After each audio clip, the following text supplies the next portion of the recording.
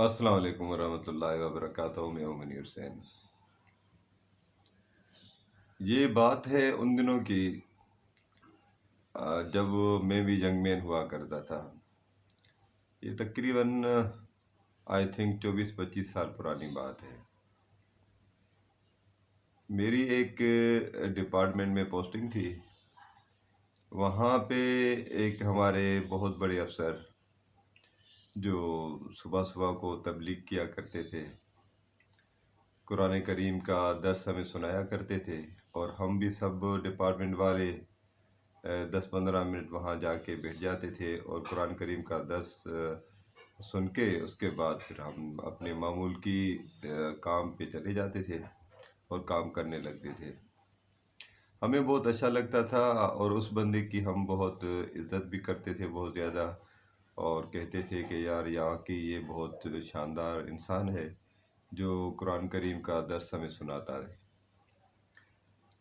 بہرحال ایک دن بہت ایک افسوسناک واقعہ رونما ہوا اور افسوسناک بات سامنے آئی، جس سے ہم بہت تذبذب میں چلے گئے، اور اس کے بعد میں درس میں نہیں گیا کبھی۔ ہوا یہ کہ حج کے لیے نامینیشن کا ایک فارم ہوتا ہے، اس بندے سب لوگوں نے فارم وام فل کیے، تو یہاں سے کچھ افسران بھی جاتے ہیں، کچھ آفیشلس بھی جاتے ہیں، تو ان کی ڈیوٹیاں لگتی ہیں۔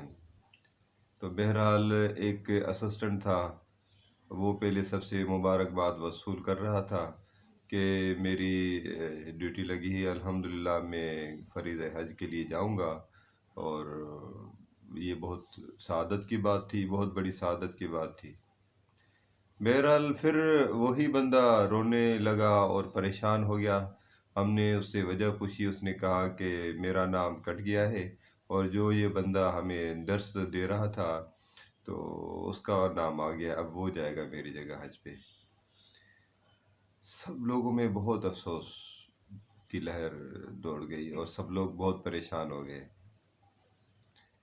اگر ہم لوگوں کی قول اور ہمارے فعل میں تضاد ہو تو ہم لوگوں کو پھر ایسی تبلیغیں بھی نہیں کرنی چاہیے، ایسے کام بھی نہیں کرنی چاہیے کہ صرف ہم اپنی جب ذات کے لیے سوچتے ہیں اور لوگوں کا حق کھاتے ہیں، اور دوسری جگہ تو اپنی جگہ اپنی وہ بھی صحیح نہیں ہے، لیکن حج کے فریضے کے لیے بھی اگر بندہ جائے اور دوسرے کسی کا حق مارے اور اس کا نام کٹوا کے اگر اپنا نام لکھوا لے، میں تو سمجھتا ہوں یہ بہت ہی تکلیف دہ بات ہے، اور بہت ہی تکلیف دہ بات ہے۔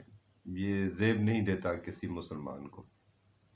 کم سے کم یہ میرے لیے تو بہت ہی پریشانی اور شرمندگی کی بات ہے کہ یہ بات کروں اور ایسی بات مجھے سننے کو آئی۔